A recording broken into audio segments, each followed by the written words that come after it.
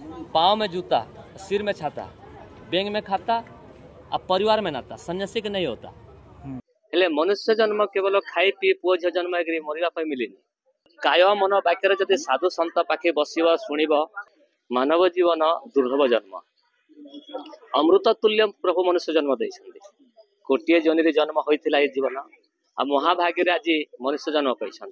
प्रभु दया आ पूर्वर पुण्य बल मनुष्य जन्म पाई हेले मनुष्य जन्म केवल खाई पी पुओ झ जन्म मरवा मिलनी मनुष्य जन्म जन्म मृत्यु जरा व्याधि जो अच्छी बारंबार रोग व्याधि बारंबार वृद्ध अवस्था तो ये जन्म मृत्यु जरा व्याधि उद्धार होगा चेष्टा करने कथा खोजा कथा हेले मानव आने आजिकाली अनेक संप्रदाय पड़े भूल रास्ते पलि जाऊँ प्रकृति रास्ता हूँ जोटा साधु सन्त ज्ञानी जन मैंने जहाँ शास्त्र लिखिं वेद वेदांत उपनिषद जहाँ लिखिं साधु मैंने जो पथरे जाइंट अंतरात्मा जहाँ कहूँ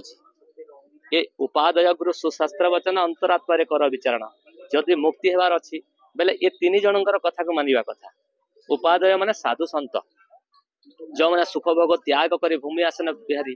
प्राणी हित केवल बंची रही कथा मानिबा कथा जे मैंने साधु संतर कथा मानि चली जीवन धन्य हो जाए जो मैंने ऋषि मुनि ज्ञानी मैंने जहाँ शास्त्र लिखिं से अनुसार जदि से चलिबो तो ता जीवन परम शांति मिल से मैंने अज्ञानी से मैंने गुरु करना से मैंने शास्त्र पढ़ी ना तेणुक से मैंने गोटे रूपधारी हो वेशधारी हो ये धर्मर ग्लानि कर प्रकृति देख जो मैंने साधु सन्त छोट बेलू सन्यासी होती से मैंने परहित केवल बंची रही तो ये धर्म हूँ महिमा धर्म प्रकृति जीवन मुक्ति धर्म ये जीव केमिति उद्धार हो इरा निष्काम हो सकाम जमती आम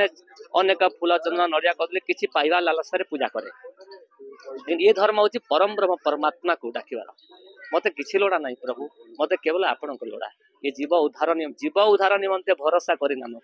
जो परम ब्रह्म परमात्मा ये धर्म को प्रचार करते ये धर्म को आनी हेले ये धर्म रे मनुष्य प्रकृति मानि सेवा कले सीना ज्ञान पाई आम साधु सन्तर कथा मानिबा शास्त्र कथा मानिबा अंतरात्मार चेतना सात्विक भावना बढ़ी से अनुसार तार मूलपीठ हूँ ये मानव समाजर धर्म हूँ यहाँ व्यक्तिगत धर्म नुह मानव समाजर धर्म हूँ प्रथम 4टा रात्र ब्रह्म मुहूर्त उठिबार प्रथम उठला मात्र के आमर शरीर हूँ अत्यंत मलिनकाय माने रजबीर्जर गढ़ा शरीर मलमूत्र शरीर अति दुर्गंधमय हेले आमे शोक उठला मात्र के आम आखिरे नाकरे प्रत्येक अंगरे आमर मैला बाहर हेले मानवर कर्तव्य हूँ कि उठला मात्र के प्रथमे मलमूत्र त्याग तापर दंत धापनम तापर सुनिर्मल जले स्नान कर गृहे जाई रात्र बासन छुईब शुद्ध वस्त्र पिंधि पूर्व दिग मुख हो जार खोला आकाश रे अगणा हो कि छात उपर हो से परम ब्रह्म परमात्मा जी आमको गढ़ी जे विश्व ब्रह्मांडर हर्ता कर्ता विधाता सृष्टिर स्रष्टा से परम ब्रह्म समस्त घटरे आत्मा स्वरूप अच्छा बाह्य परमात्मा स्वरूप समस्त ऊर्ध अर्ध मध्य सर्वठारे पूरी अच्छा परमात्मा से एक परम ब्रह्म परमात्मा को मानवर कर्तव्य हो कि प्रभु मोर दोषा दोष क्षमा कर प्रभु मोर तो अज्ञान अधम मूर्ख किसी जानी प्रभु जन्म जन्मांतर दोषा दोष जन्म जन्मांतर मोर पाप खंडन करी मत सदबुद्धि ज्ञान दियो प्रभु आपण चरणाबिंदे मोर श्रद्धा भक्ति रही था प्रभु मुझे विनती करुच्ची प्रभु मत मानव जीवन उद्धार कर दिया बोली यहाँ हूँ महात्मा धर्मर कर्तव्य।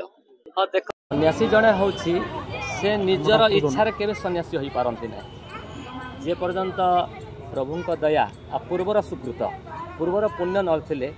माने कोटी जन आम जन्म होले महाभाग्य जार माने कोटी कोटी तपस्या कले ये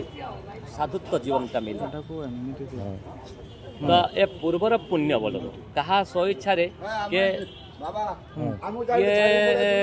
पाटितुंड झगड़ा हो कि वैराग्य हो शमशान गोटे वैराग्य हुए जड़े मरीगला देखिले ये जीवन में किसी ना कौन आनी कौन नेबा भाई आम भाई जड़े चलीगला से वैराग्य किसी दिन रे घर परिवार संगे जे झगड़ा झाटी होकर आसूची सेटा किसी दिन रही मोह मायाटा पुणी टाण आ जो ज्ञान घर में जो पूर्वर वासना आ ज्ञान घर जो शास्त्र पढ़ी जो मैंने सन्यासी होती से चिरदिन जमी मल त्याग कले सेमि त्याग हो जाए ता पूर्वर सुकृत ता पुण्य टाण तेणुक निज इच्छा के सन्यासी हमें ना नहीं से तो शास्त्र कहूँ प्रकृति में सन्यासी जीवन माने हिंदी में कहा जन संत लिखिं पाँव में जूता सिर में छाता बैंक में खाता आ परिवार में नाता सन्यासी के नहीं होता। जार पादरे चपल न से तो तपस्या ना दुख सुख सहिबार जिते खरा वर्ष शीत आसिले भी सदा बेले आम चपल पिंधले से भोगी कह जाए जे सिर पर जब छता आम कपड़ा छता धरीचु खरा वर्षा शीत सहिबार शक्ति ना तो तप कि लक्षण जे सुख दुख हानि लाभ खरा वर्षा शीत जे सहूची प्रकृति से तपस्या कह जाए। सुख भोग त्याज्या कर भूमि आसने बिहरी आज सदा बेले बैंक रे खाता रखी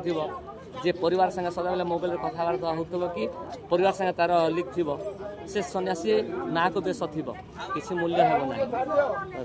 सन्यासी जीवन सुख भोग जहाँ भी अच्छे सुख भोग सब त्याग करी केवल गाँ के राति घरे के मुठे प्राणी हित केवल बंची रही।